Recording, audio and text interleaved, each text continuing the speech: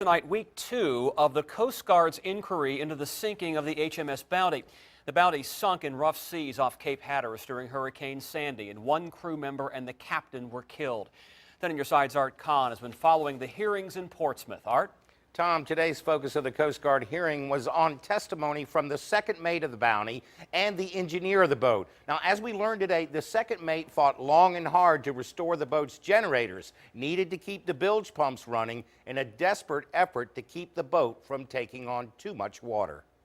In the final hours before the Bounty sank, the boat's second mate, Matthew Sanders, was alone much of the time in the engine room fighting to restore power to the vessel. Computer modules for like the water makers and different things were all arcing and getting submerged and blowing up, and that was all. Sanders was one of the last crew members to work in the sinking vessel's engine room. How high was the water when you left?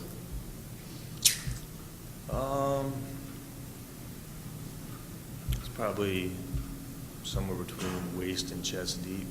The investigator from the National Transportation Safety Board, Captain Rob Jones, was curious about the role the boat's engineer played in this process. From what I'm hearing, you're doing a lot, and I don't hear anything about the engineer. Where was the engineer during this time? I don't know. Did you ask? No, I did not. Sanders indicated he was too busy with the task at hand to inquire about the whereabouts of the engineer.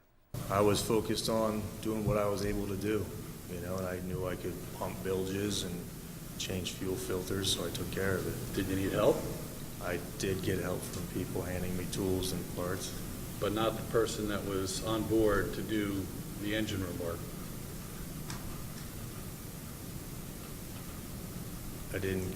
Chris wasn't down there with me when I was down there. At this time, the Coast Guard calls to testify Mr. Christopher Barksdale.